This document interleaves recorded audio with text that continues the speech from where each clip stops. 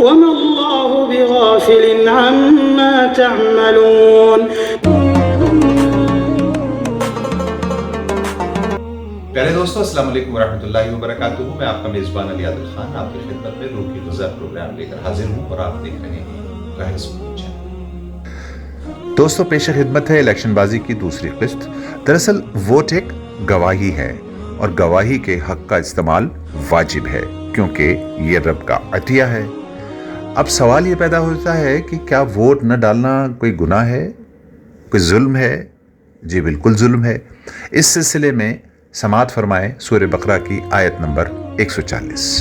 ومن أظلم ممن كتم شهادة عنده من الله وما الله بغافل عما تعملون. ترجمہ: اور اس سے بڑھ کر ظالم کون ہوگا جس کے پاس اللہ کی طرف سے آئی ہوئی کوئی گواہی ہو اور وہ اسے چھپائے، اور جو کچھ تم کر رہے ہو اللہ اس سے بے خبر نہیں ہے. خلاصے آیت میں آپ کی خدمت میں پیش کر رہا ہوں.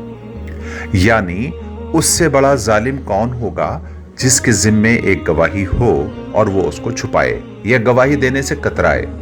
یعنی ووٹ خود ایک گواہی ہے، جیسا کہ ہم پہلے عرض کر چکے ہیں. یہاں ایک بات بہت اہم ہے دوستو، اگر نیک اور ایماندار کی گواہی دی ہوگی یعنی اس کو ووٹ دیا ہوگا تو اس کے ہر نیک کام میں آپ کا بھی حصہ ہوگا، اور اگر کسی بدکار کی گواہی دی ہوگی یعنی ووٹ دیا ہوگا تو اس کے ہر برے عمل میں بھی آپ کی حصے داری ہوگی. تو دوستو، الیکشن کوئی بازی یا کھیل نہیں ہے، یا صرف ایک لوکتانترک یا جمہوری پرو بھی نہیں ہے، بلکہ یہ حکومت سازی کا ایک بڑا حصہ ہے. اور اگر آپ نے حاکم ایماندار، دیانتدار اور منصف چنا ہے تو اس کی نیکیوں میں آپ کا بھی حصہ ہے یقیناً، اور آخرت میں جزا ہے جس کا مطلب جنت ہے. اور اگر آپ نے کسی بے ایمان، جھوٹے اور ظالم کاذب حاکم کو چنا ہے تو اس کی ہر برائی میں آپ کا بھی حصہ ہوگا. پھر آخرت میں سزا ہے جس کا حاصل جہنم ہے.